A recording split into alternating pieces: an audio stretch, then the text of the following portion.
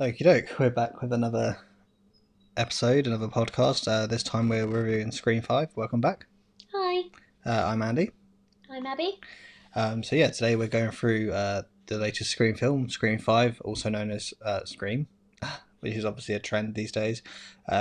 Released on January the 14th, 2022, which we saw on opening night. It is the 16th of January at the time of recording. This is the first Scream film to come out since Wes Craven's passing. So this wasn't directed by Wes; it was directed by Radio Silence, made up of Matt and Tyler, and they're known for their films such as Ready or Not, VHS, Devil's Due, which we liked. Yeah, we really like Ready or So Not.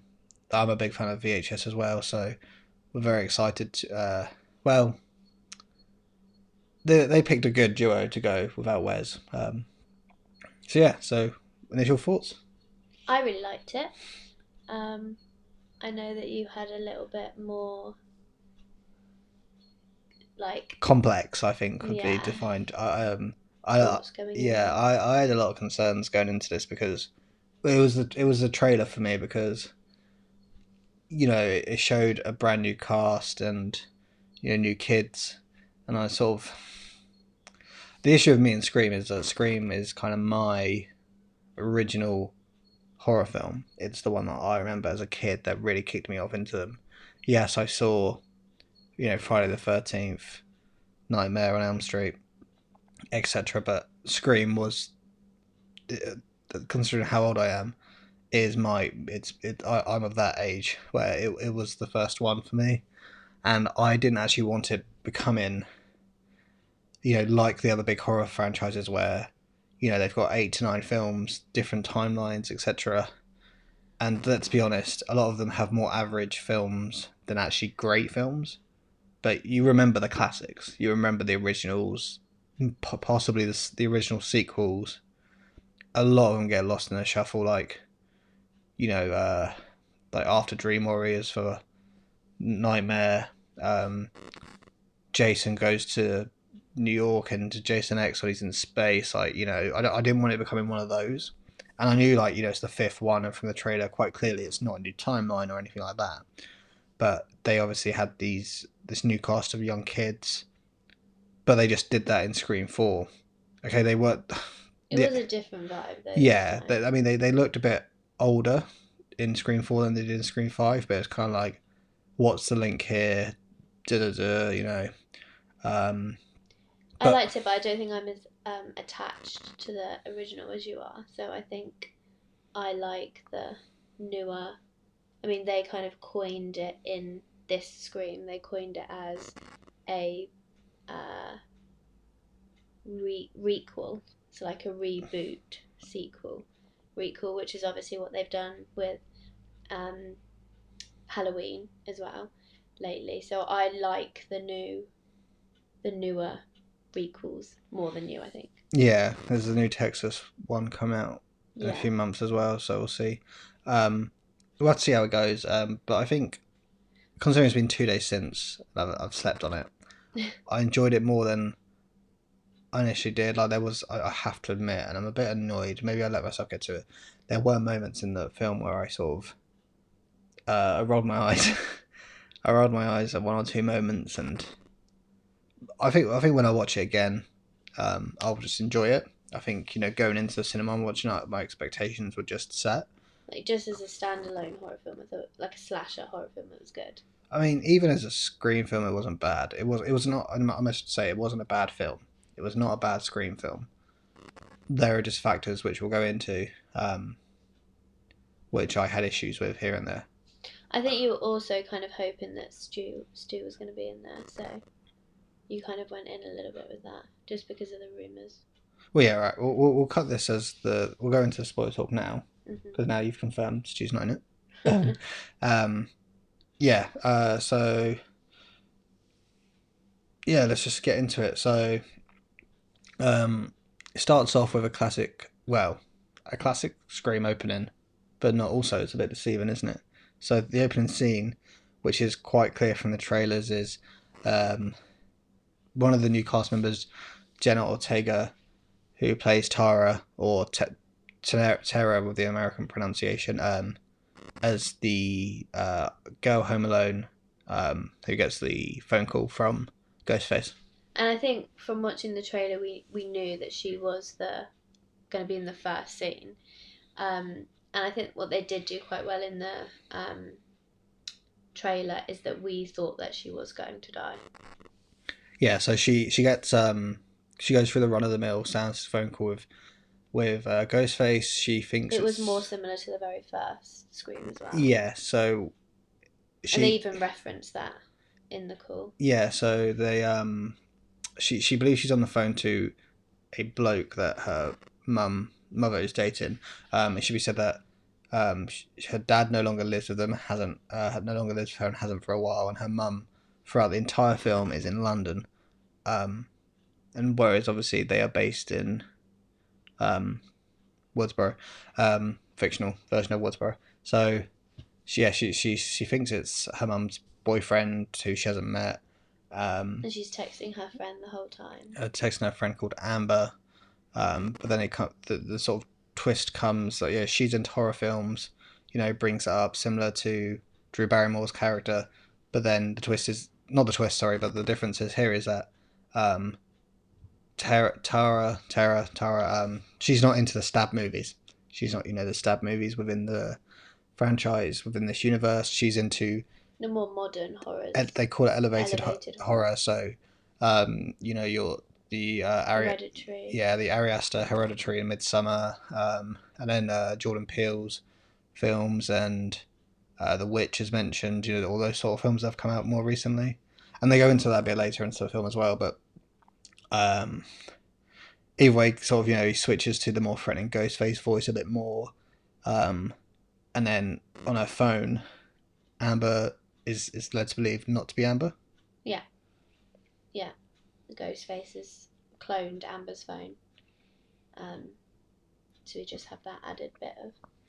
Yeah, because I think he threatens. He gives a stab movie trivia questions and threatens with Amber's life. Same thing that happened to Drew Barrymore, but obviously with her boyfriend.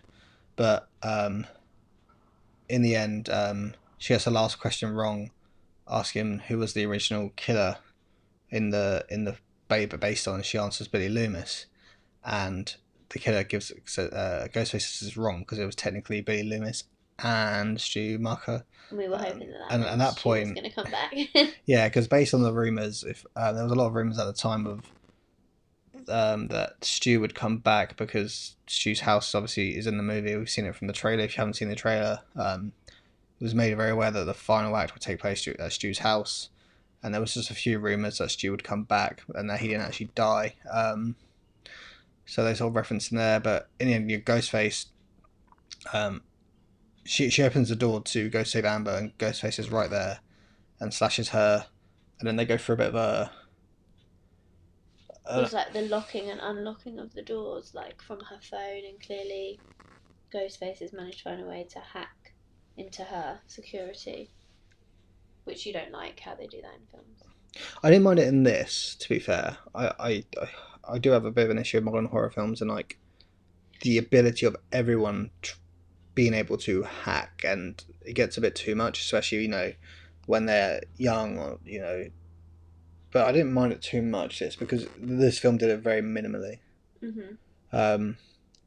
And also, I wasn't sure if it came across as her phone was being hacked, or how it was. I mean, it probably was, but it could have also been crappy technology, like Alexa, she presses unlock and lock, and then it doubles out on her.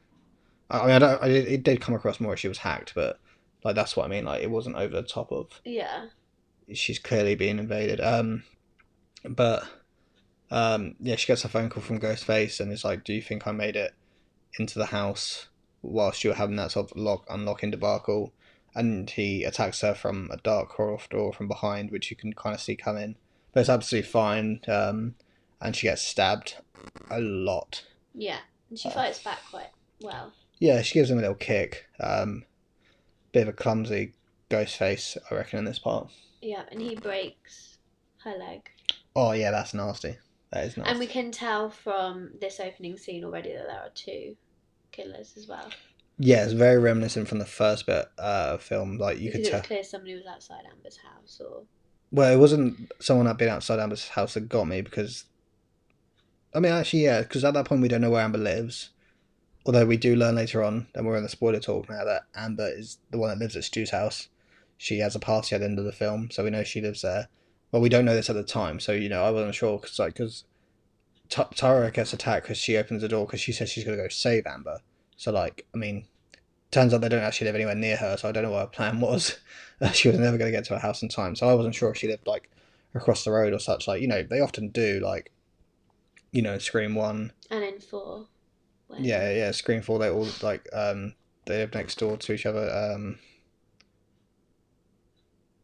Well, yeah, and but so while Ghostface is attacking her, and then she talks to him on the phone again, it's quite clear because that's when tells her do you think I had enough time to get in your house? And he's actually right behind her in the dark the whole time. Obviously, that's not that Ghostface. Yeah. Yeah. So pretty brutal. Good opening scene, stabbed a lot, so we obviously assume that she's dead.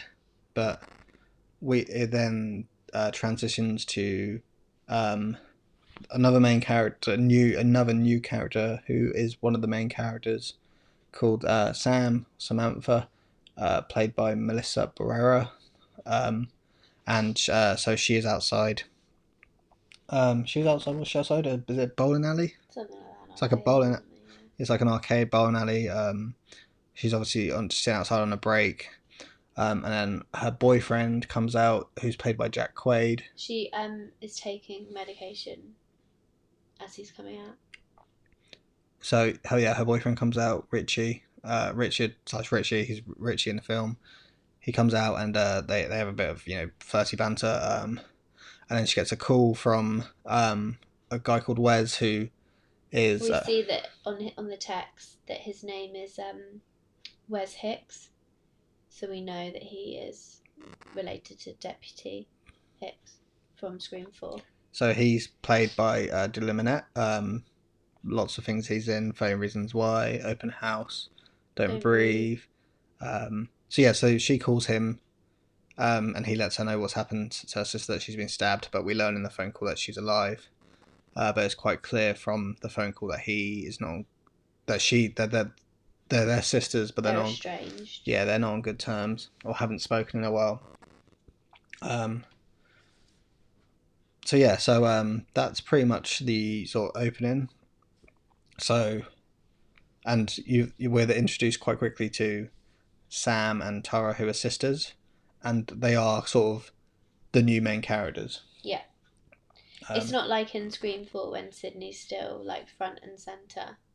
We haven't even really referenced Sydney much at all yet. And this is what this Scream film does different. We spend a lot of the probably first act of the film with the new cast. So we've got these two girls who are sisters, and I think this is something the movie does very well.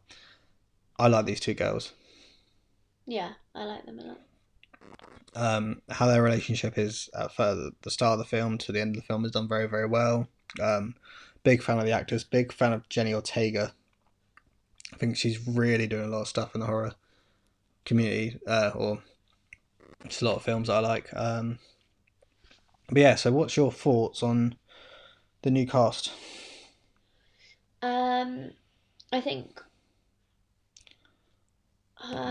I think they are done very well when they're clearly trying to replicate the original cast.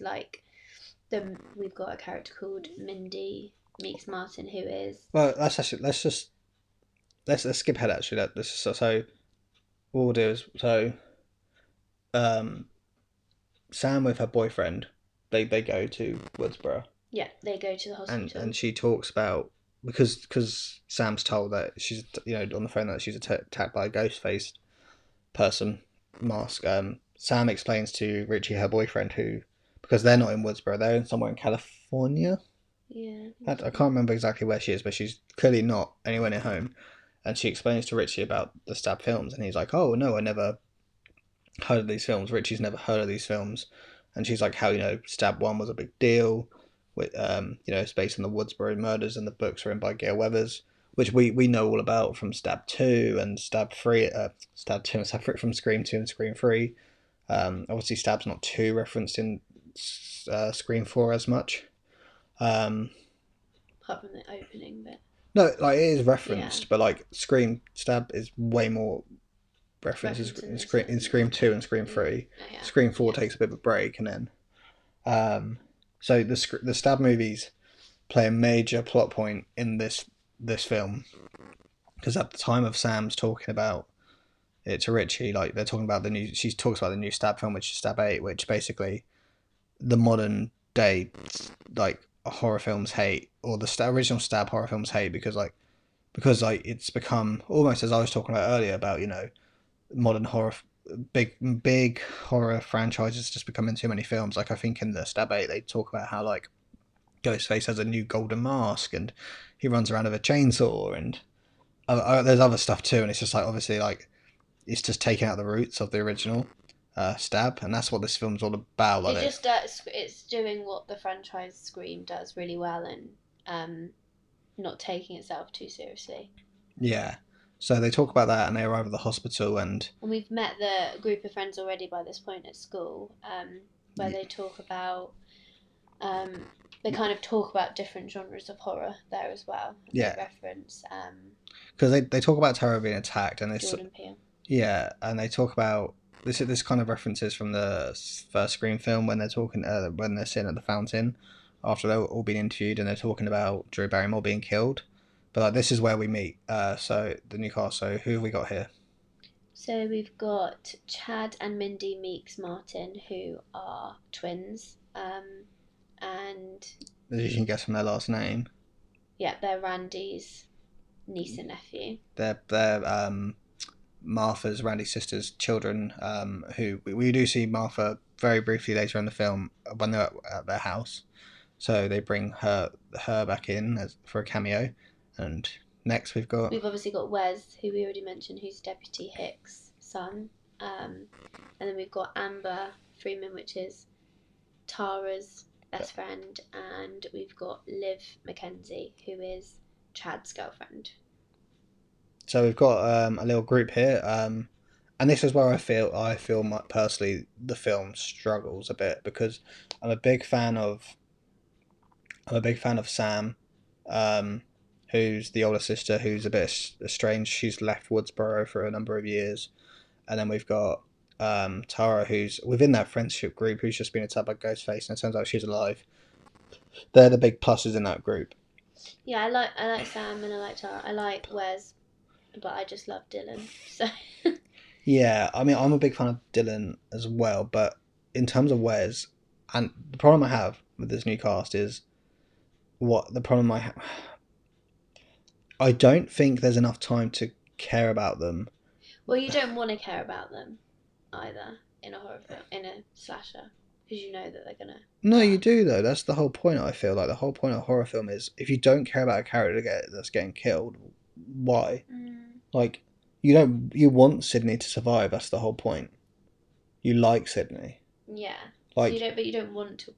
Yeah, you want to like them because. No, but you want one or two characters to. You want one. But I think just when we saw this group, we knew that they weren't all going to survive. Oh yeah, cool. I mean, it's Scream. That's what we're talking about. Yeah. So, I find, for example, like let's go straight from Amber is like the clear and obvious killer. She's like a massive.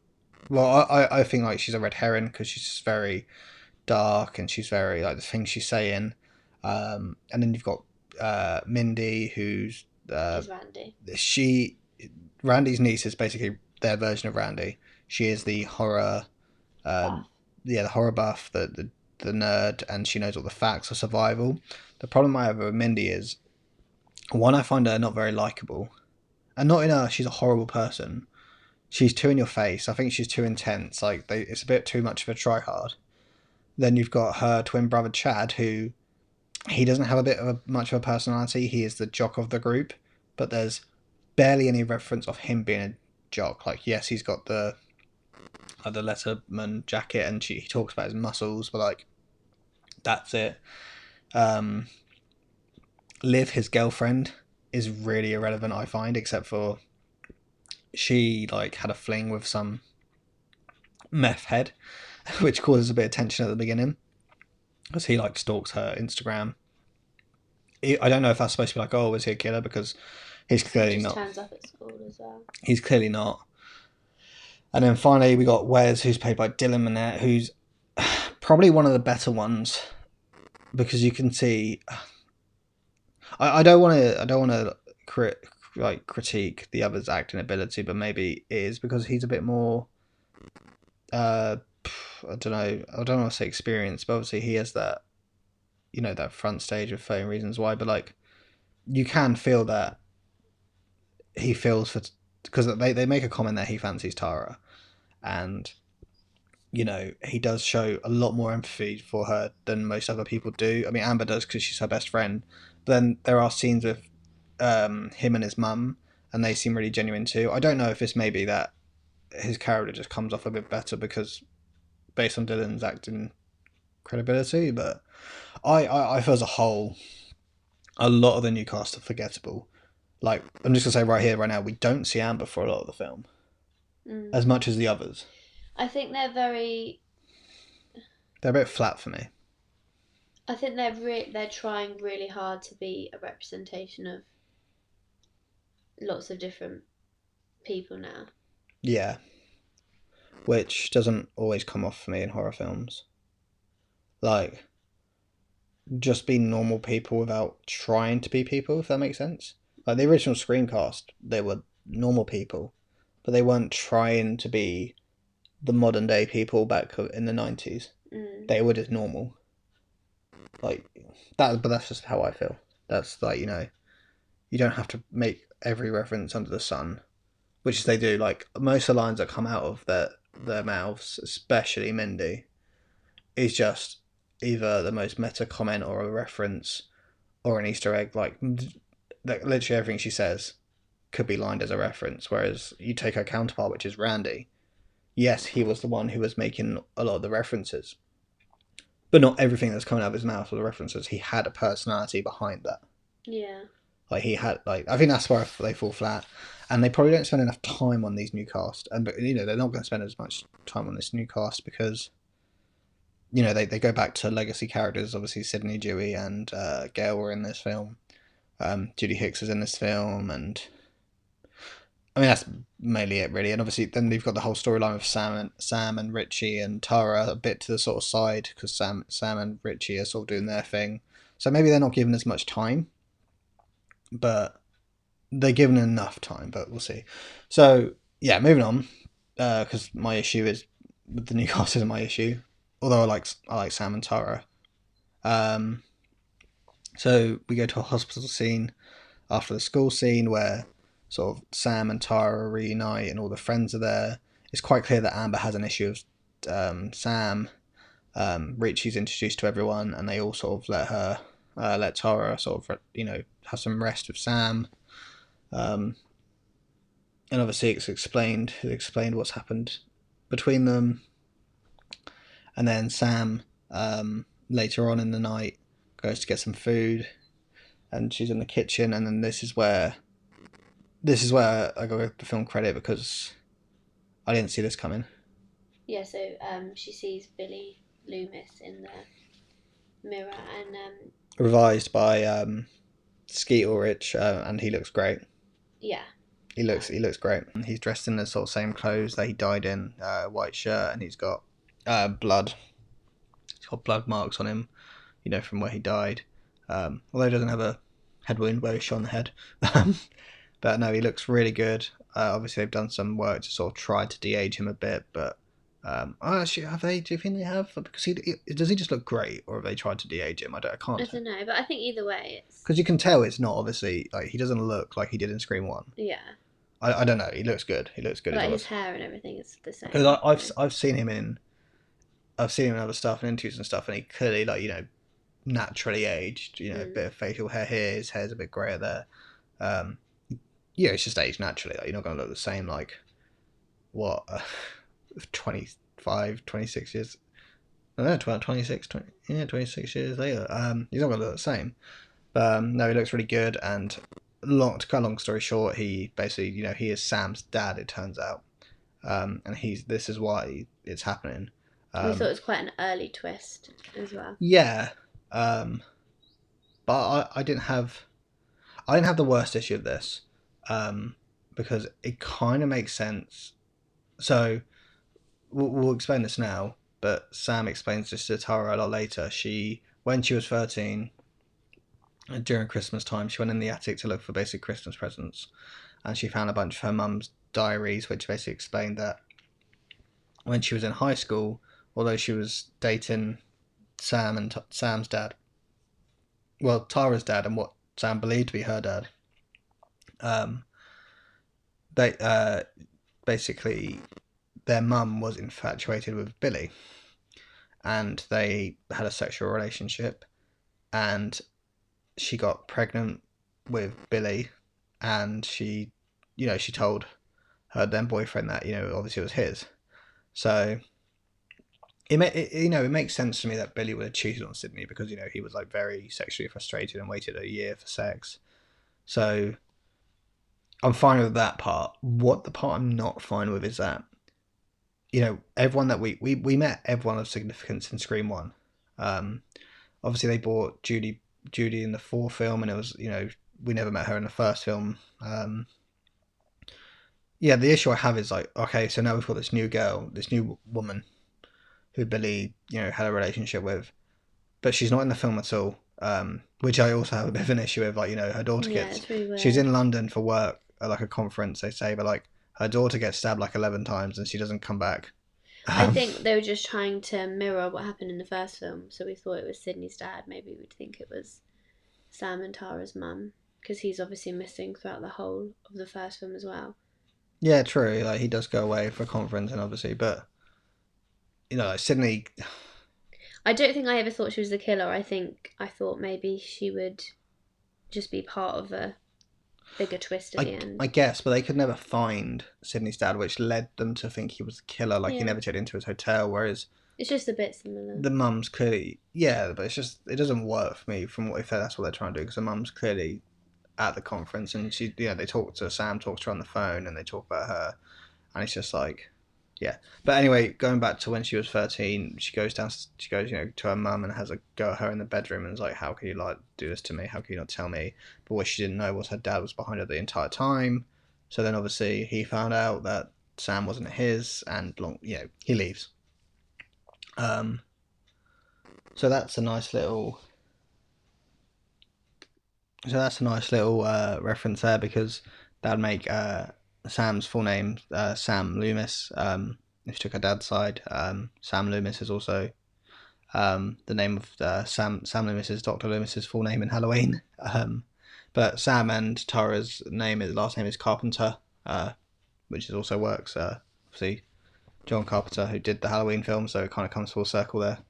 But yeah, so she gets a call after she has a hallucination from Billy, which is from Ghostface, sort of threatening her, saying this, saying basically sort of similar things to what Billy was saying. This is, why this is happening. I know your family secret. And then Sam's like, all right, then arsehole, come get me. Then why don't you have some balls? To which he arrives and attacks her in the hospital. So they have a bit of a scuffle in the kitchen room, and then she manages to escape. And then when the police officer comes in, obviously Ghostface has disappeared. Yeah, and this is one of the additional issues I have with this film. Like, I do enjoy one of the very strong points of these films are Sam and Tara, and a lot of the strong points of this film are the Ghostface moments. Like, a lot of Ghostface moments are brilliant. No, you can never go wrong with Ghostface. But like, I hate the trope of like, the hospital's always empty. Like Ghostface like attacking her in a hospital kitchen where her sister's in a room down the room where there's a policeman outside her Tara's room for obvious reasons. It's just those bits don't hit with me that too hard, but nonetheless still great. So they then move Sam to Tara. Sorry, they then move Tara to her own room, and Judy Hicks has a conversation with Sam, and Judy is now the sheriff. Yeah, and she tells Sam to leave, really.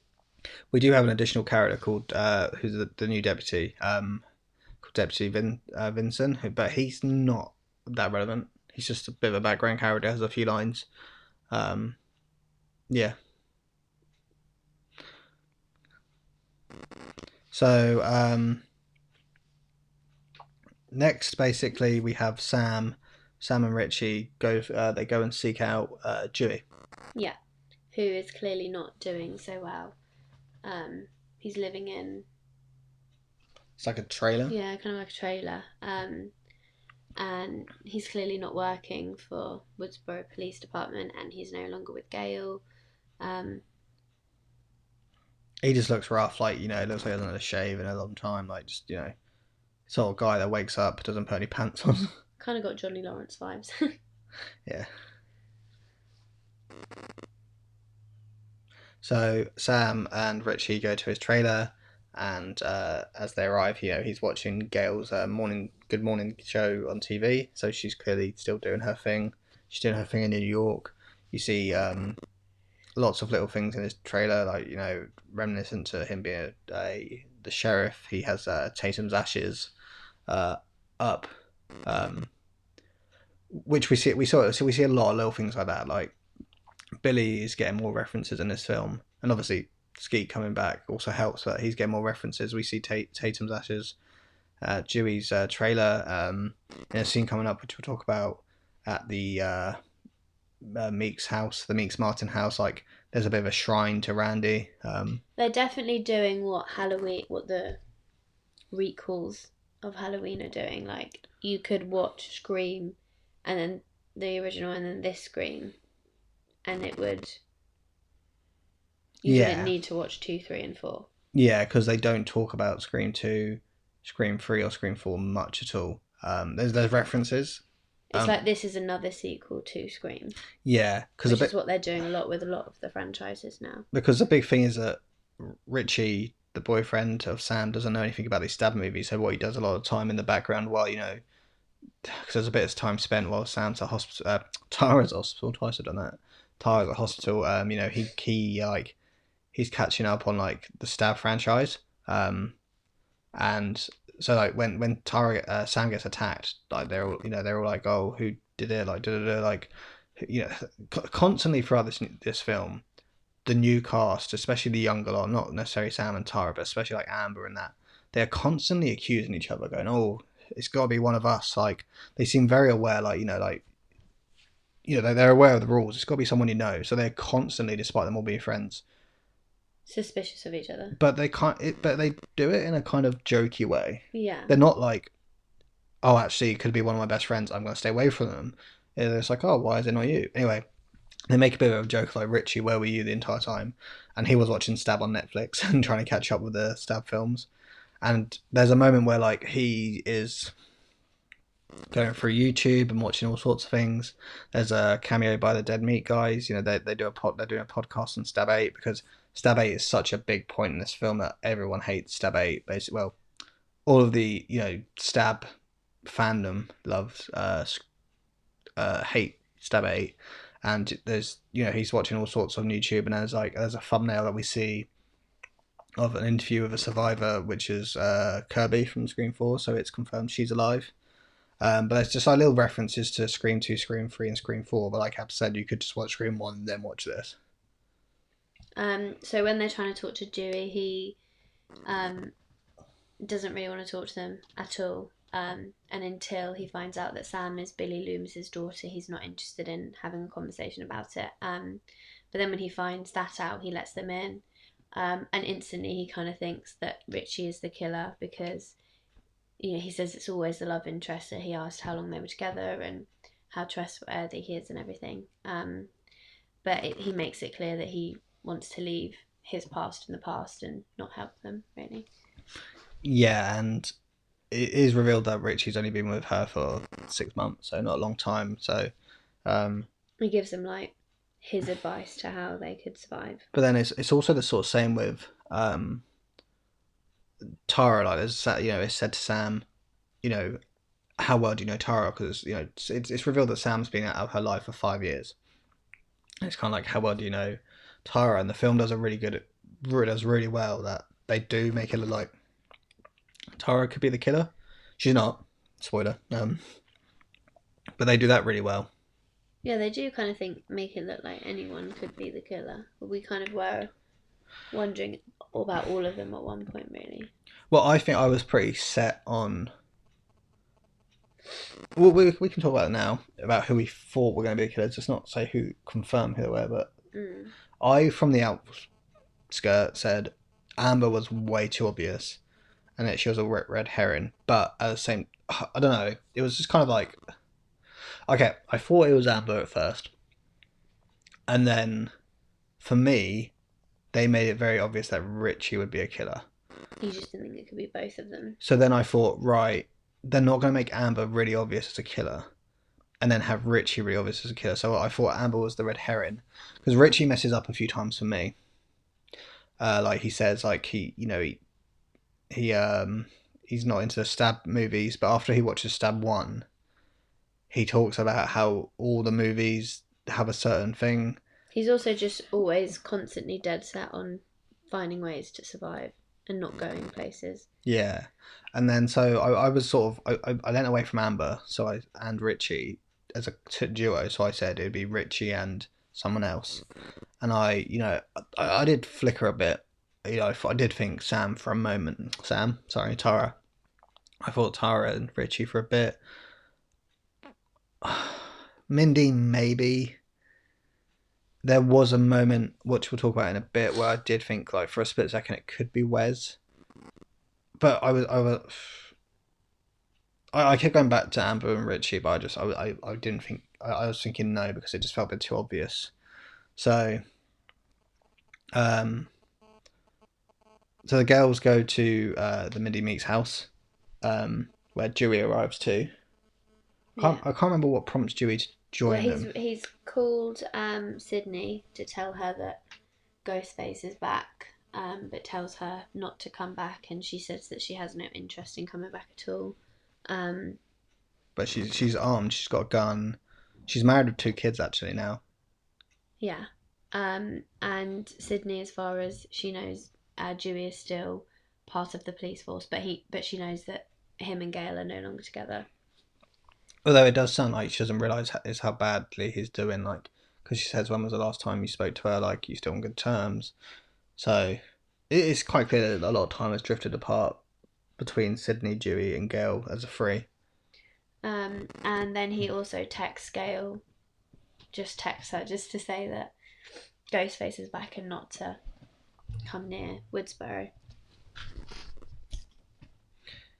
Yeah, so then we get to the Meeks Martin household, where every one of the new cast is gathered to sort of talk over, the situation, and with Sam and Richie too. And then Dewey also arrives. I'm not sure what prompts him to arrive though. I can't remember what it is. Because I know he goes for his sheriff stuff. I can't remember personally what prompted him to arrive. You'll have to tell me us in the comments what it was. But he goes there to help. And, he takes his. He has a bit of as a shave. He gets his sheriff gun back. Mm-hmm. I'm not sure if he's allowed to use a sheriff gun, but he does do it, and he arrives at the house. And this is our sort of big exposition scene where basically Mindy, as the Randy character, in front of a Randy memorial, goes through what's happening. So it's revealed at this point that the Ghostface killer, in fact, actually has killed the meth head bloke who was sort of there at the start, who dated Liv, and it's revealed that he was actually the nephew of Stu Marker. He has attacked Sam and Tara, who obviously Sam is the daughter of Billy Loomis. And is there another one? Another relative. Another attack, yeah.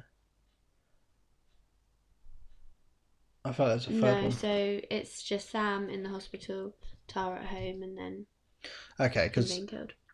because the whole point is that They're trying to work out who's going to be attacked next. yeah, based on the original. So the killer is attacking people that are related of relation from the original people from the original film. So yeah, you've got your Stu nephew, you've got your Billy Loomis daughter, and then you've got your First kill. yeah, then your first kill. So the issue I have with the meth head character, I keep calling him meth head, but he might not even be a meth head. He just looks like a meth head. Is that he's revealed to be Schumacher's nephew, and so yeah, Ghostface kills him in an off scene where he's urinating against a wall, and Ghostface gets in his car, turns on his lights so he blinds him whilst playing music, and then the guy goes to the car and Ghostface is no longer in it, and as he turns his engine off to turn the music off, Ghostface comes from behind and kills him.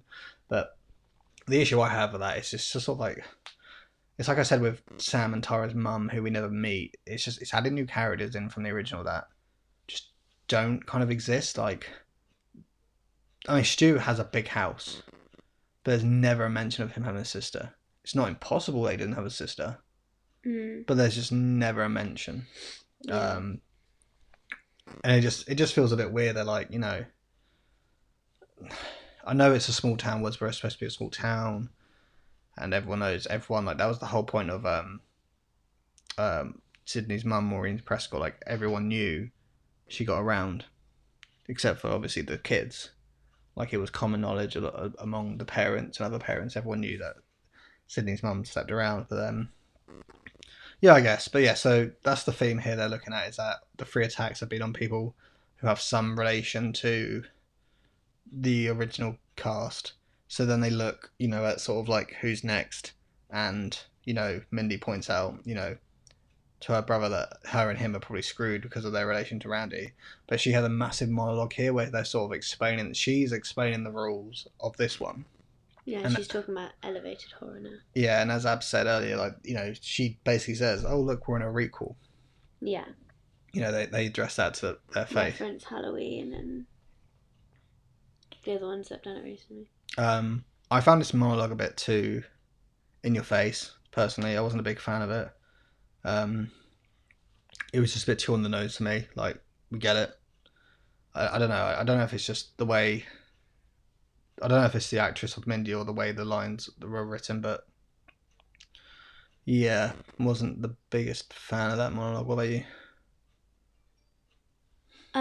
Yeah, I think I wasn't a massive fan of her character either, so I think that's where that's coming from. Because I guess she didn't really say anything that kind of Randy wouldn't have said, but obviously it was just in a different way, and a different approach, because obviously it's just taking a much more modern effect. Yeah, and they come to the conclusion that the most likely killer would probably be Sam. You know, no one's seen her in 5 years. She has a history of issues and such, but so she doesn't take to that kindly and leaves. And they also said Wes thought he would be a target because he's Deputy Hicks. And Mindy said that he wouldn't be a target because Deputy Hicks is in the 4th film, not the original, and it's about the original, which is interesting. And they make a few comparisons in the scene to the Stab films again, like just referencing like the first Stab film, Stab 8, and yeah, Stab 8 is clearly the driving force of this film. And considering him and his mum are the next kills, it's quite interesting that they say that. Yeah, so the next big scene is, as I've said, it's Judy Hicks and Wes Hicks' deaths. So this is probably my favourite scene in the film. Yeah, this is probably the best sequence for sure. So to cut it quick, Judy's at home, hears some noises, back door's open, she goes back round with a knife. Wes is very cautious throughout the whole film as well. Yeah. Which is referenced here. And then she gets jumped from behind by Wes. Basically, he's got ear pods in, so he can obviously hear his mum asking if anyone's there, and she's just freaking out with a knife, so it's a bit like, oh, it's sort of a funny scene. But they have a good relationship, considering neither of us was a big fan of Judy Hicks in the 4th film.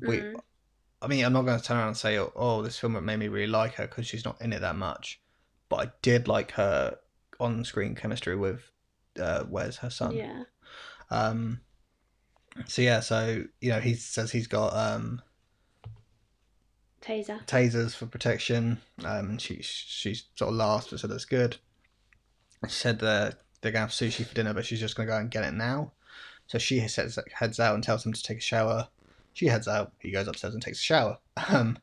So while that happens, Ghostface calls her, and in the car while she's out in the car, on her way to the sushi, and essentially says, I'm gonna kill your boy now. And you ever seen Psycho? Referencing that he's gonna die in the shower. And they had the same shot of the shower. Yeah, the shower coming down, and as Wes is in the shower, you hear we hear some noises, and he sort of looks like at the door, but then thinks nothing of it, and we think, here we go, and then Judy's trying to ring him, and she whacks on her sirens and drives home as fast as she could, while Ghostface is threatening her, and she gets the police to trace her phone and tells them she needs to back up her house.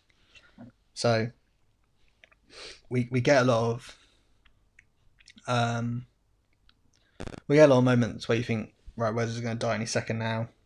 He's in the shower. He can't hear his phone. You just get a sense that someone's behind him because of the way the camera's done. But no, Judy Hicks arrives home, and you think, oh, well, she's made it in time. But as she is shouting his name and walking up to her front door, Ghostface comes from behind.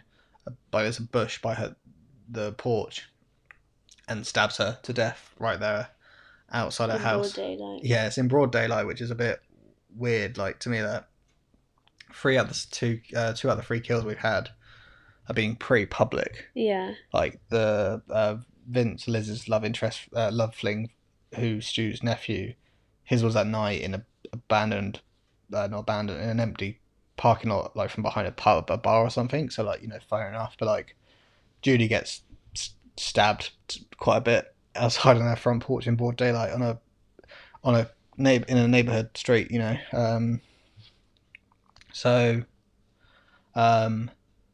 then go back to Wes, who comes out the shower in his towel, comes downstairs. Well, he walks around his, like, when he walks into his bedroom from the bathroom, like, as he's opening the door, the music rises, making us think that Ghostface will be there when he opens the door, and he's not. And this happens quite a lot over this next sequence. The music keeps building, as though, like, when he shuts a door or opens a door, like the fridge, like, everything is positioned really well, so if he closes it, we might think that there's somebody behind it, which is really good. Yeah, they do it about 3 times, I think. Like you said, with a fridge, they do like a pantry cupboard, and you just kind of think, right, okay. And then we're just waiting for the jump scare. So, and this was the point where I was thinking, oh, for a split second, maybe he'll be the killer, because like it's just a fake out. His mum died. Like, he even goes to like open the door, and then like the front door, and then doesn't. Because he hears a noise, so he goes to the front door, and the front door's open. But by the smallest, like, as in it's open by the smallest of margins, like, you wouldn't see anything outside, but you'd notice obviously your front door being slightly open. So he doesn't see his mum obviously dead outside in the front of the house, but this is where I thought he's going to open the door and see his mum, but he shuts it and he turns around and Ghostface is there. Yeah, and then he's stabbed in the neck. Yeah, he gets very brutal death. The thing I like about this Ghostface is, not only does this Ghostface stab people, but what he does is, he forces his people with a few kills, even if this isn't the killing blow. He forces the knife over a lot of necks, sort of face areas, and sort of really, with the other hand, like, forces it down. It's very graphic. So yeah, he gets a knife through the neck, which we see go in and come out on the other side. As Wes tries to reaches for his taser. But yeah, he unfortunately he dies. And then she cuts to Sam sort of arriving at well, she doesn't arrive. I think she's passing Wes's house, isn't she? Yeah. Naturally, in a car, and she obviously sees the situation. She just sees Judy, and then she's really upset to hear that Wes has also died. Yeah, and then Judy arrives on the scene, and obviously they have a moment, and then Gail also arrives on the scene. She's there's a big reunion scene between Gail and Dewey. She's angry that he texted her. he ending cool over this, and it's quite clear that Gail, like the first impression we get of Dewey is that, oh, look at this guy, he's been dumped. You know, he's a bit pathetic to sort of still watch Gail on TV, like he's a shell of the man he was. But it's quite clear that Gail still cares for him. Yeah, and he was the one that left. Yeah, he was the Gail one that in left the middle of the her. night. Yeah, he left her because she got this big break in New York for the show she's doing, but he moved to New York with her, but he couldn't hack it. He couldn't, you know, he wanted to be back in Woodsboro. He couldn't hack, like, his, you know, her being the career woman and him just sort of doing nothing. So he left in the middle of the night, which he regrets, but obviously he says that he's a coward, but she says the one thing he never is a coward. So It's the last moment they had. Gail and Sam even have a bit of a moment, but then Sam sees the deputies, you know, there, and she says to him, "Hang on, who's looking after my sister?" The deputy sort of responds, "Well, the sheriff just died, so we all came here." So Sam, sensing danger that obviously her sister's unguarded, goes gets in a car and goes hospital. But Dewey sees her, like, overhears this and joins her. So, they drive to the hospital really fast. They're trying to call Tara, but Tara, this scene is really good because Tara, basically hears a load of noises, and she climbs out of her bed with a broken leg and jumps in a wheelchair, and it's clear that even in a wheelchair her body is not healed enough, like it hurts her every movement of rolling the wheelchair.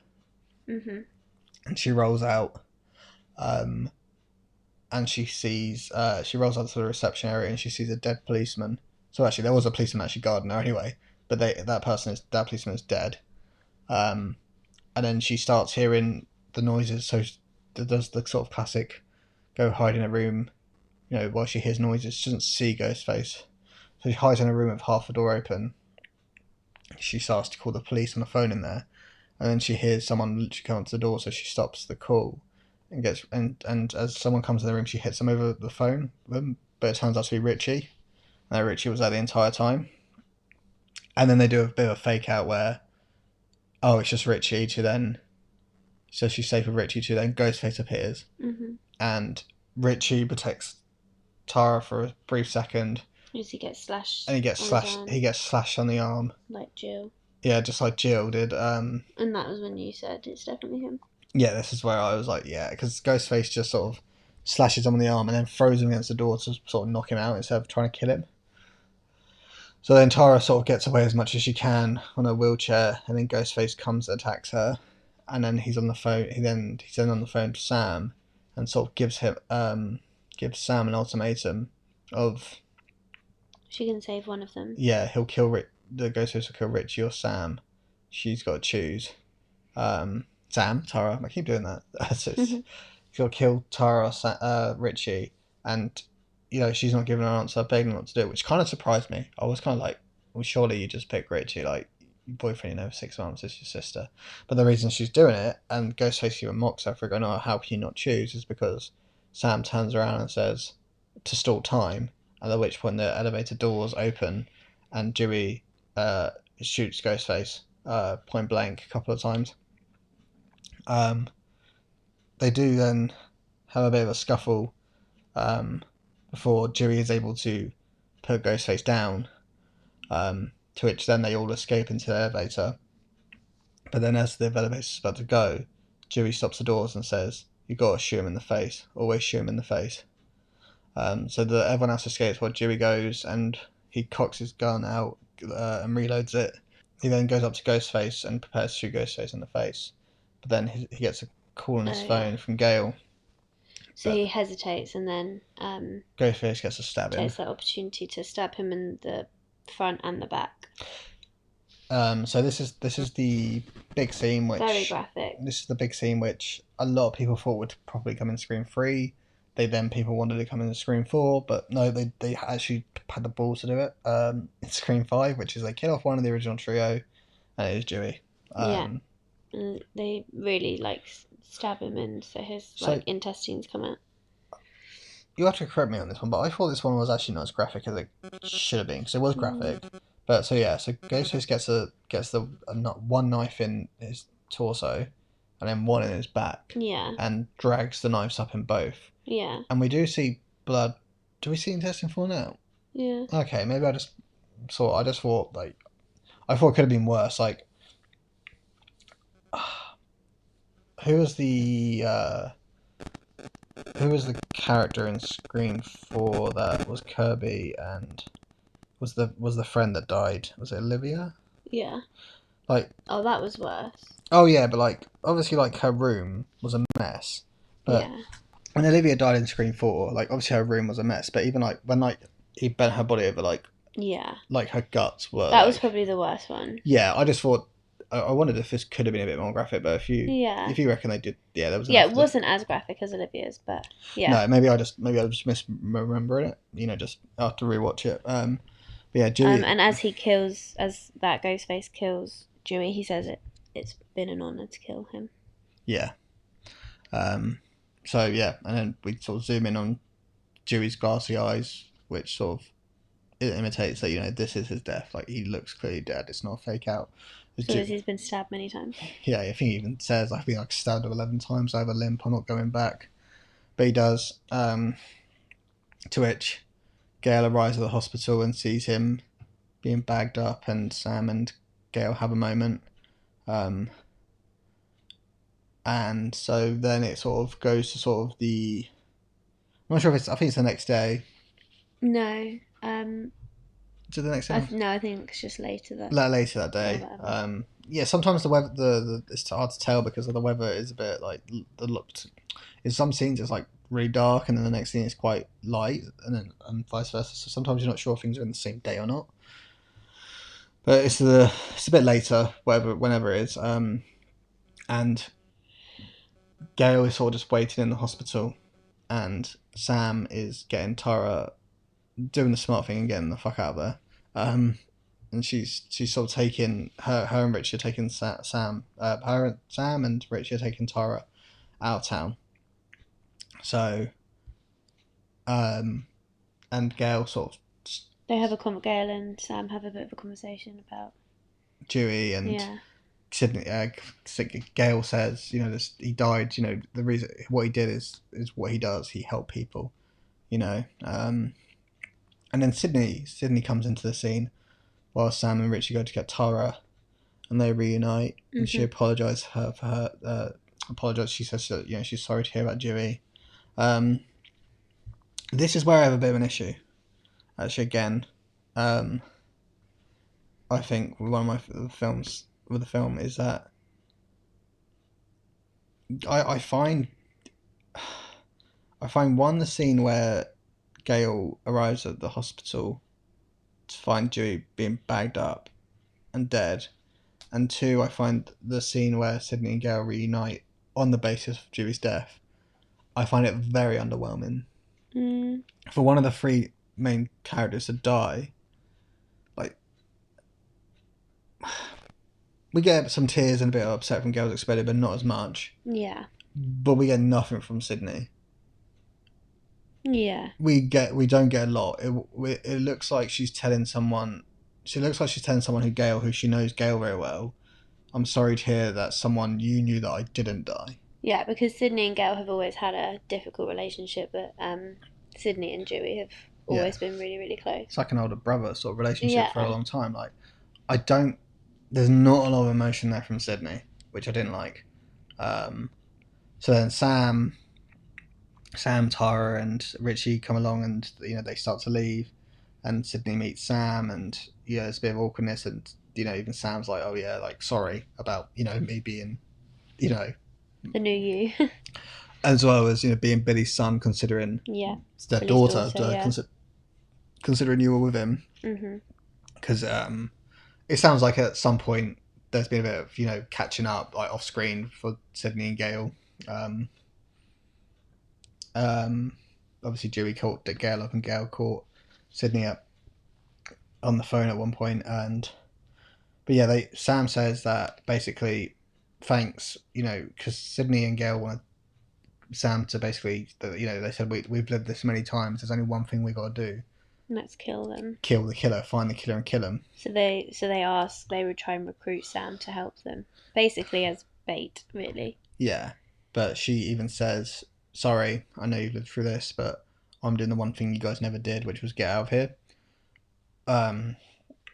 Which Sydney sort of references. In Scream 2, she was in college and it still happened. And in Scream 3, she'd moved, somewhere else and it still happened.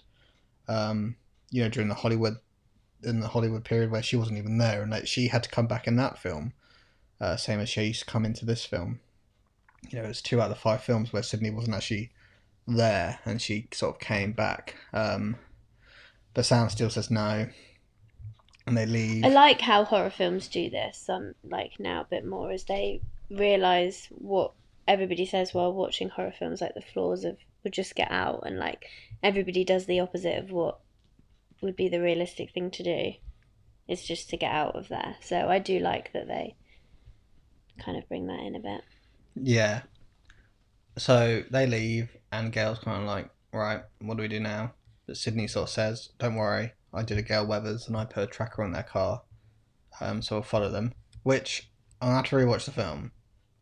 I don't think Sydney went near their car. No, she did. Did she? Yeah. Okay, fair enough. Because Richie... She kind of looked at Richie in a bit of a way like that she didn't trust him as well. Okay.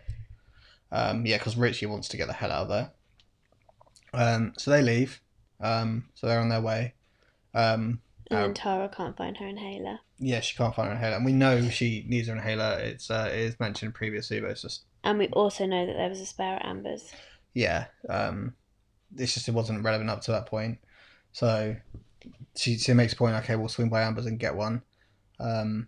And... Richie really doesn't want to go. No. So they go to Amber's, and then there's a sort of side scene here where... And I think we've already seen a bit of the party, like how Liv and Chad...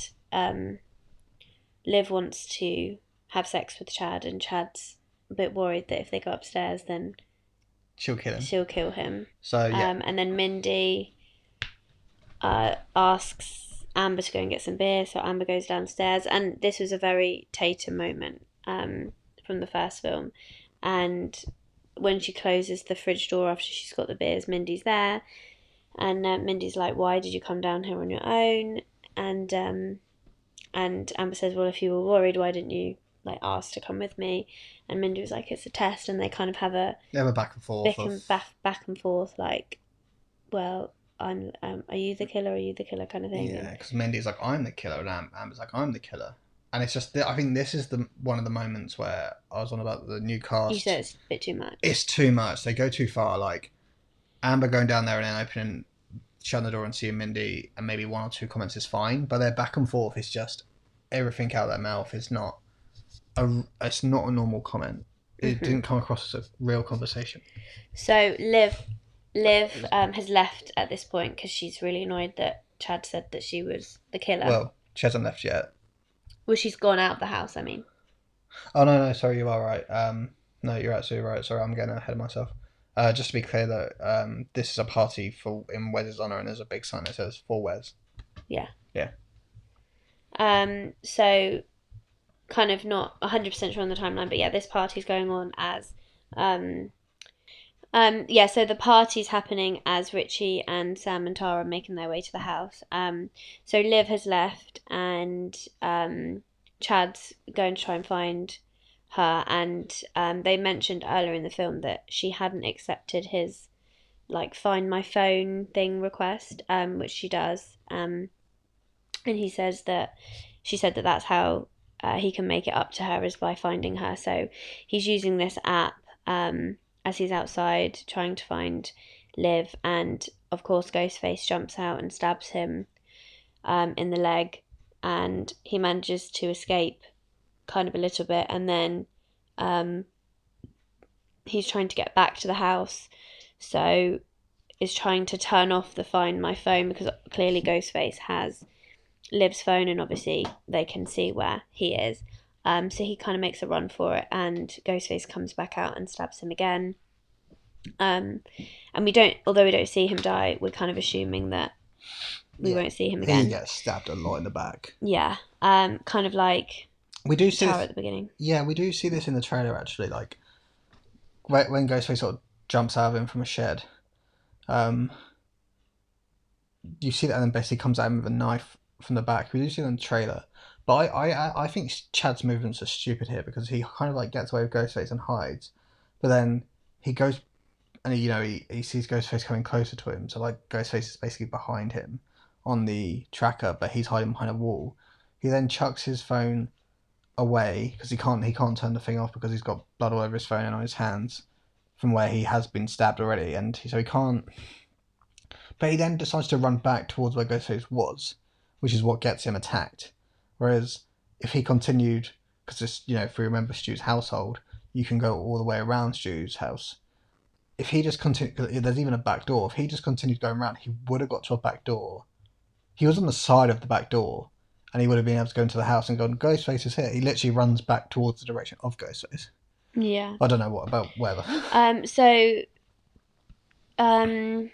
Richie, Sam, and Tara arrive, and they kind of have a bit of a moment of, I'll just go in, and then Tara wants to go in, and then Richie doesn't want to be left on his own because he thinks he's going to be killed, so they all go in together, and Amber opens the door and basically says everybody's got to leave when she sees Tara. Everyone's really excited to see her, but then... yeah, it's like Stu's party from the original. There's a lot of extras who we don't know. Yeah.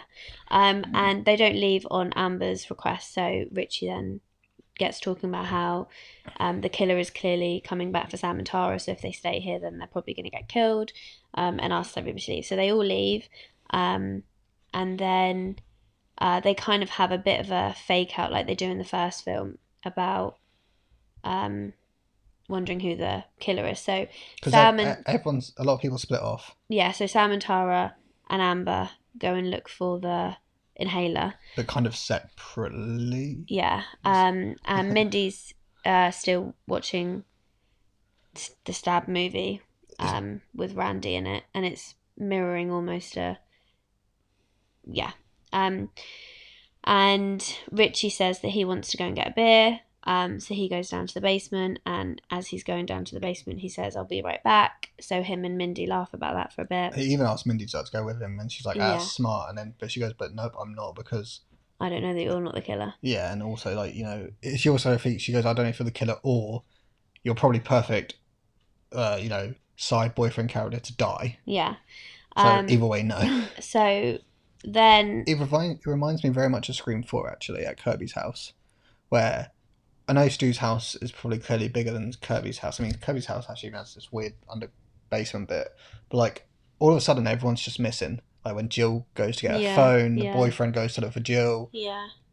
Everyone just sort of leaves except for Mindy. And you're just kind of like, where's everyone gone? Yeah. And then, so Mindy's watching the Stab where Randy is telling... Well, the character of Randy is telling Jamie Lee Curtis to look behind, and so Mindy is doing exactly what Randy's doing. She is quoting the character in the Stab, quoting Randy word for word, and she's Randy's niece. Is a bit, yeah. And then Ghostface is behind her, Mindy, just like the film and just like the original film. Yeah. Then stabs her. The deed gets done, yeah. And then they kind of all rush back in. And Amber's there and Tara's there. Richie comes in. Yeah, and then Liv comes in and she's got blood all over her hands. And so they all think, because she's found Chad. I don't think Tara's there at that point, is she? I'm not sure. No, because this is where we think it's Tara, because... No, sorry, it's Amber, Liv, Richie, and Sam. Yeah. Sorry, Tara's not there because Richie makes a point of... It could be Sam. It could be Tara, sorry, because he says to Sam, how well do you know your sister? And the killers...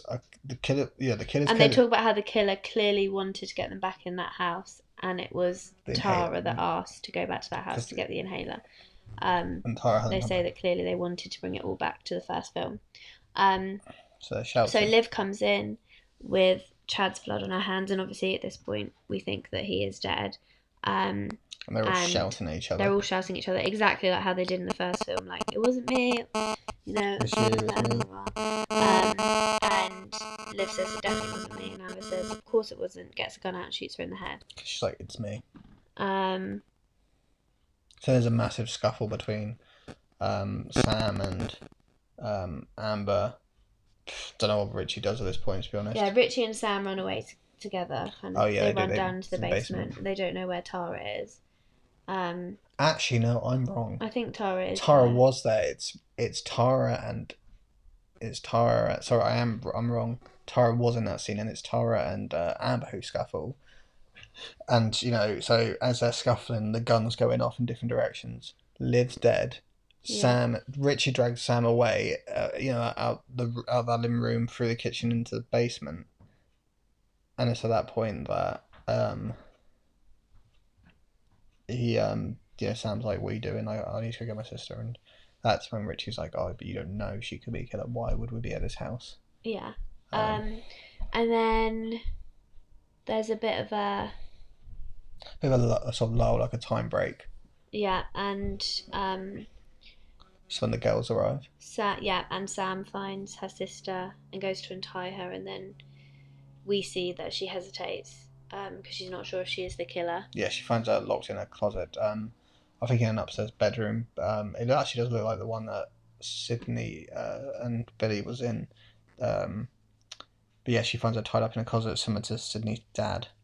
But yeah, And then they have a bit of a ghost face. Ghostface comes and tries to hurt Sam. Yeah. And then the girls arrive, and Amber runs outside, saying that it wasn't her, and she's acting like she's been stabbed. I think. Yeah, and that's done in the first film as well. Yeah.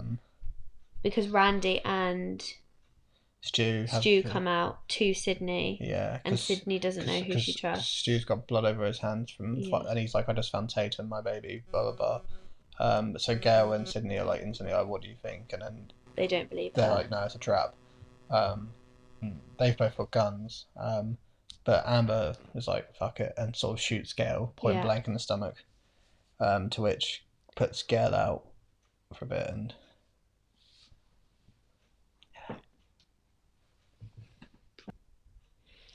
So Gail gets shot and Sydney asks Gail, "Should we go to the hospital? Because otherwise she's going to die."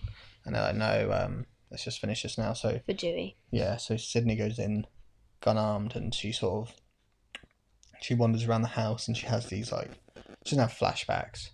But she gets a call as well from Ghostface. Yeah, but she's clearly reminiscing, and then she sort of goes in every sort of closed. Just shoots at it. She starts shooting at closed doors, so she shoots at the closet that she hid in the first film when she comes out and stabs Billy with an umbrella. She shoots through that.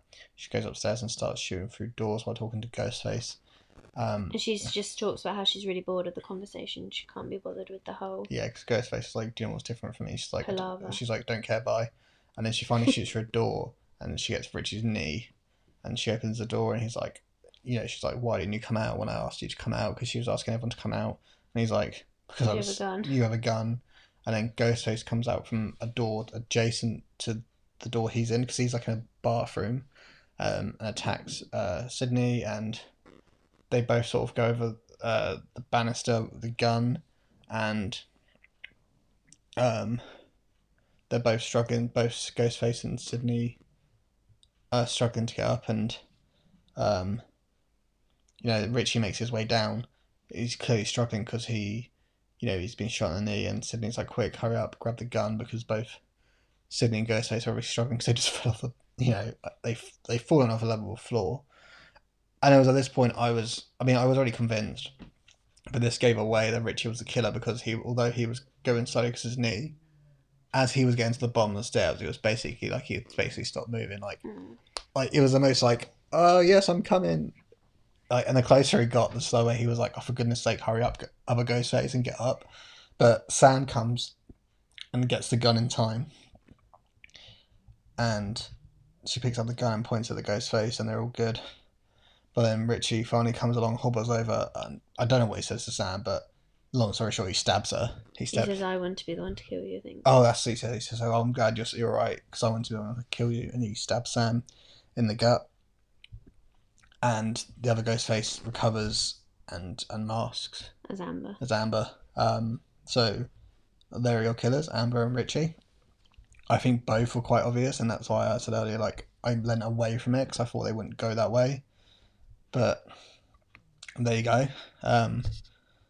They then shuffle Sam and Sydney into the kitchen. And then Gail comes in as well.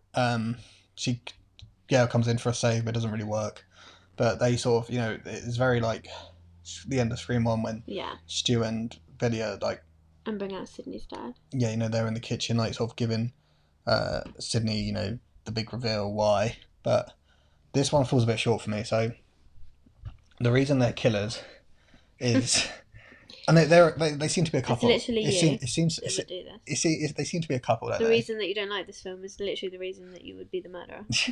They seem to be a couple, don't they? Like, they call each other babe. Like, they don't have any. They don't have any. They don't kiss or hold hands or anything like that. But they seem, the way they're talking, which I also wondered about the age gap, by the way. Yeah. Because Amber's Tyra's age, and we don't know Richie's age, but it seems to be Sam's age, obviously. And the difference between the sisters, they are 5 years apart. Is it 5 years? Because I know she's 8 and 13 when they find out about Billy Loomis. Oh, okay. So 5 years apart. So Tara or Amber is probably about 17 here. Yeah. Maybe 18 at a push. Yeah. And he's 23. 22, 23. Ezra Aria much. You're not vibing with the underage relationships. No, but basically the reason they are killers is because they are basically stab enthusiasts. They are obsessed with stabs. They are the originals. They even use the word fandom. Like they talk about how they are part of the fandoms. They are. And he hates it. They are, and they hate Stab 8. They hate Stab 8. They think it was an injustice. So they are doing this to give new source material. And what better source... For a better stab. For a better stab. And what better source material than going back to the original and having the originals. So they brought in the legacy characters and then also... New cast. But related to the original cast. Because the whole point during the film was Dewey made some references to this. And I think Gail and Sydney obviously tried to do it. Is Dewey constantly says that, Sam, you're the hero now. This is, Sam says, Sam makes a comment.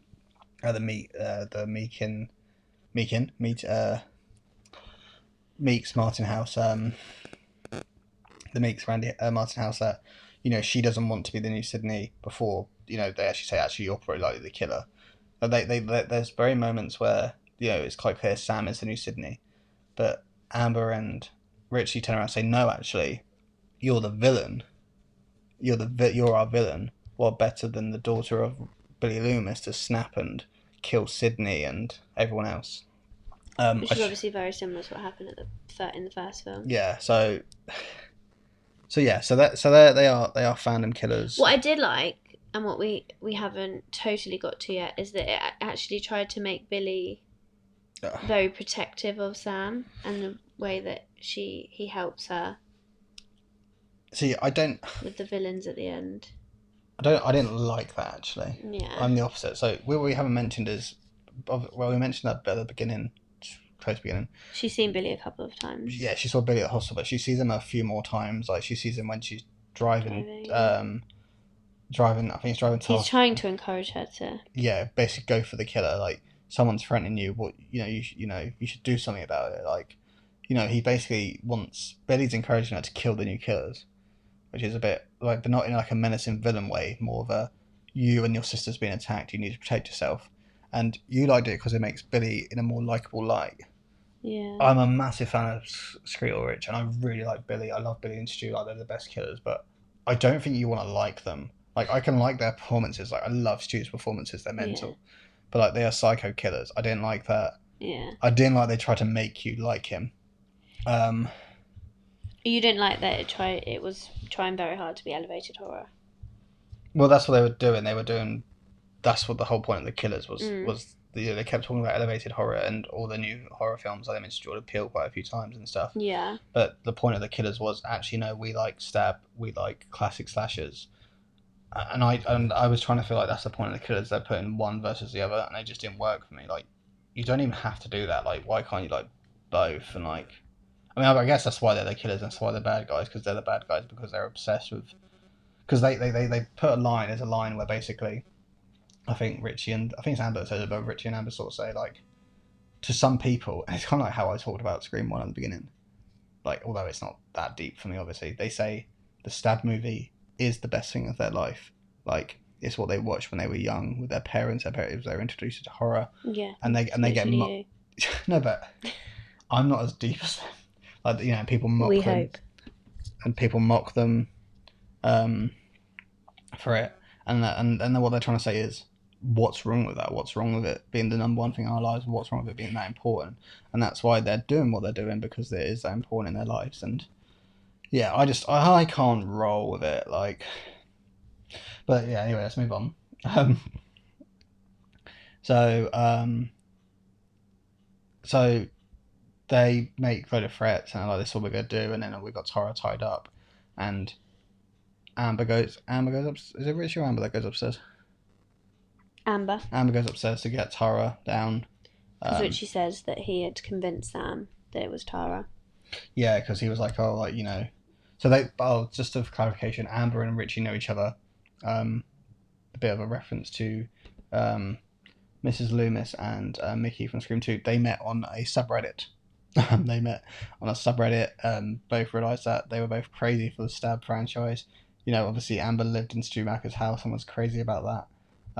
Actually, one thing that's a bit weird is, like, Sydney rings up Sam like when they're on their way to Stu's house, and Sam's already there, and she's like, "Oh my god, you need to get out of that house now." It's Stu Macher's house. Like, the killer obviously like wants you there. Like, it's to repeat the final act, and that's when Sam's trying to get out of the house and find everyone, and she can't find everyone. And there's a lot of references that basically no one realizes that's Stu's house except for Amber and obviously Richie and Sydney. And how do they not know that's Stu's house, considering the whole point they beat throughout this film is that, oh, it's Woodsboro, the Stab, which is famous for the Stab films. Like, Mindy is literally sitting in a room watching a scene in the same. It looks like it blows my mind that like no one knows this is Stu's house except for obviously Amber, Richie, because they planned it. And Amber found out that Billy Loomis was Sam's dad because her mum told lots of people when she was drunk. Yeah, and it's like I said earlier on, like, you know, it was the same with Maureen Prescott. It's a small town, like everyone knows except for the kids, sort of thing. Like, and Richie just really tried to get Sam and said it was very easy to get with her. Yeah. Amber goes upstairs to get Tara, and that's when she realizes that actually Sam did, you know, cut her loose, and Sam's like, "Oh, I cut her loose." Yeah. So it's a bit like when, you know, she sort of does what Sydney does in the first Scream, like she goes missing and then she causes a bit of drama. Yeah. And then so it's just about the protagonist trying to beat the antagonist. So Sam and Gail and Sydney are trying to attack Amber. And Amber kind of reverts into like I don't mean to be a part of this. Like, she kind of cries a lot and is acting like she was like peer pressured into it, kind of like how Stu was in the first film. She does it more than once. Like, no, she does it when she runs out of the house as well.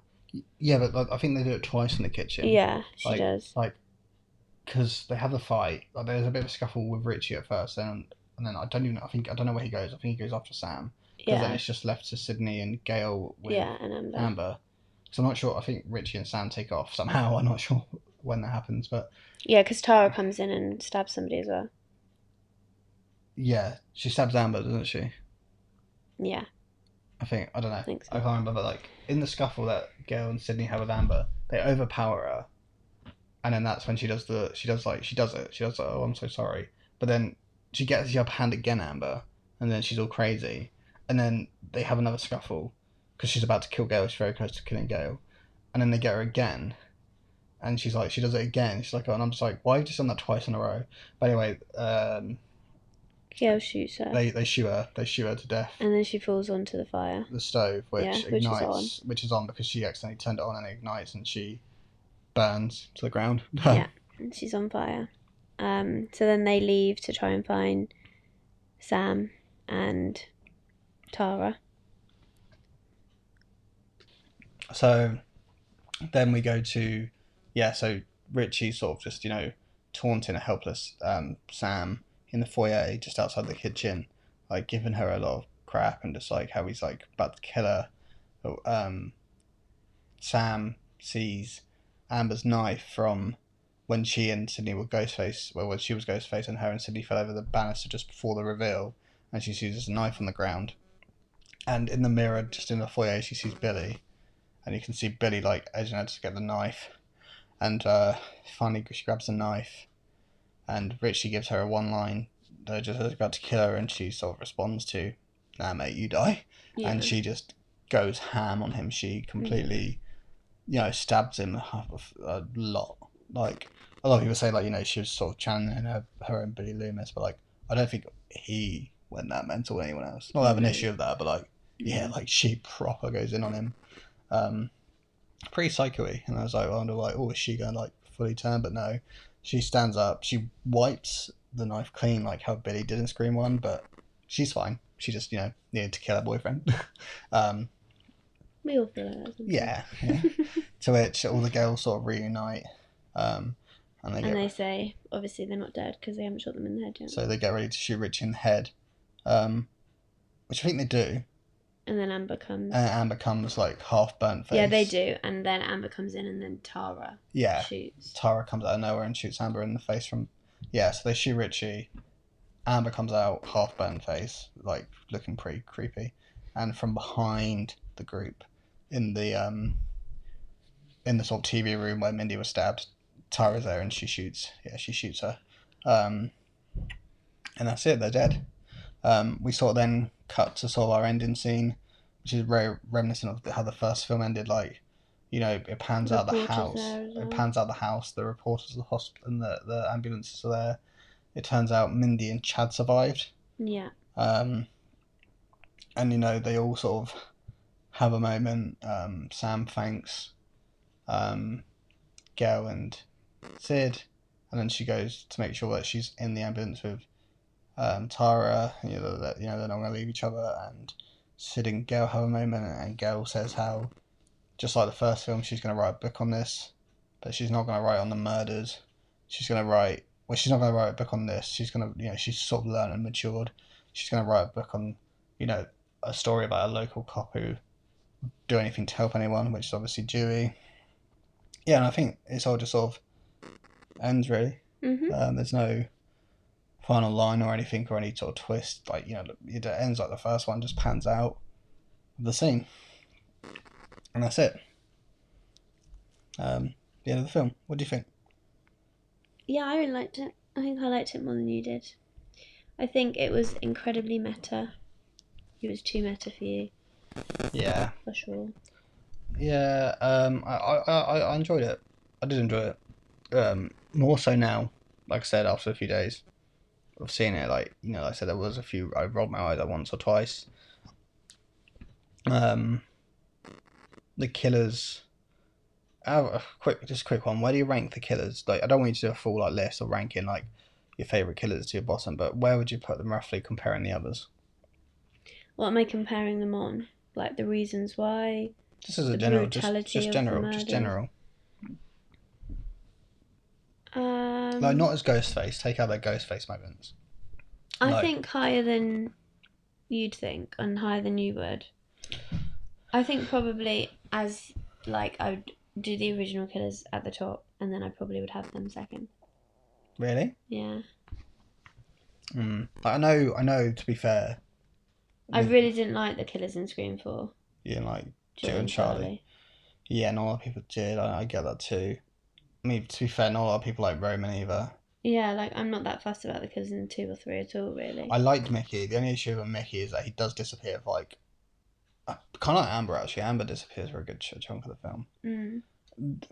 I don't know, like, when I look at it, and this is why I'm kind of comparing it, like, they always had to, have, if they were going to do more Scream films, they always had to have the balls to kill one of the originals off, and then do, new cast.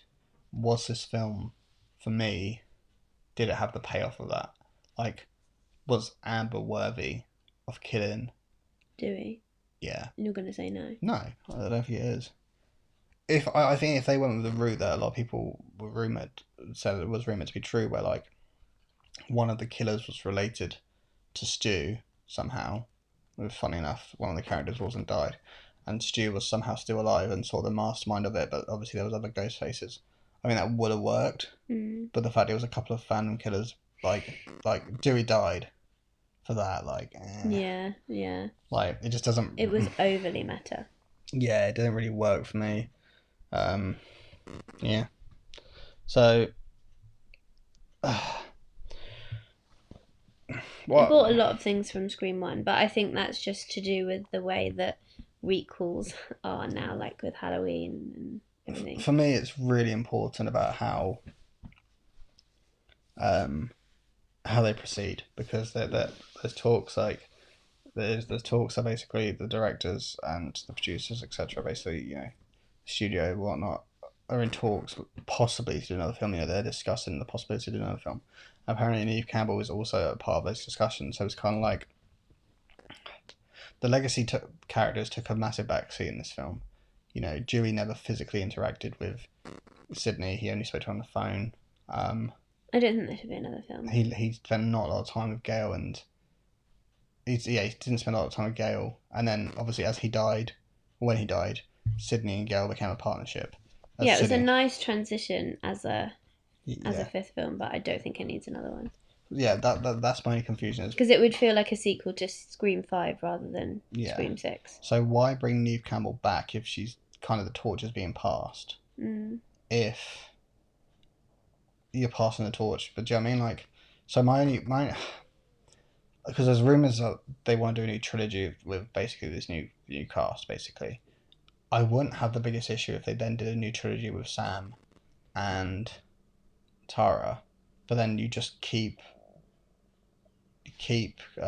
Sydney and Gail out of it. Yeah. Because the way it ended, especially, is you had the twins survive, you had your Randy survive, yeah. So in your Mindy survived. Chad survived, who took a lot of stab wounds to the back. That's what happened to Dewey. And then you had your two main girls survive, in Tara and Sam, who you can flip. I mean, I don't know what way you do it, which one is your new Sydney and which one's your new Gail. They were both a bit more of Sydney than one of them being Gail, but my point is you do have 4 new survivors. Is that what they were doing? I don't know. Yeah, we'll see. We'll see what happens. I personally, I think I know what you mean. I wouldn't. I don't know if I'd want another one, but because of, like I said, this film for me wasn't the film. Like, the final product for me, especially with the killers being fandom killers, wasn't the payoff for finally killing Dewey off and passing the torch. I know this doesn't make sense, but I feel like they'd have to do another 2 films, like a new trilogy, to sort of make up for it. Like, a lot of people just had an issue with Halloween Kills, but if you look at it as a second film into a transition of a trilogy, as so you can watch the new 3 films, it's savable. Exactly. I mean, I didn't even think I don't think personally it needs saving. No, I don't either. But yeah, exactly. You're right. I really like it. Yeah, but like, once they bring out Halloween Ends, and then you can watch Halloween, obviously the new Halloween, Halloween Kills, Halloween Ends. Yeah. It works as a new trilogy, and Halloween Kills was basically a good second film. Whereas I think this wasn't a great first film of a new trilogy. If it is a new trilogy, maybe do a savable trilogy. Otherwise, I don't know. We'll see though. We'll see what happens, and I think that's it. Yeah. Cool. Thank you very much for tuning in. Like and subscribe.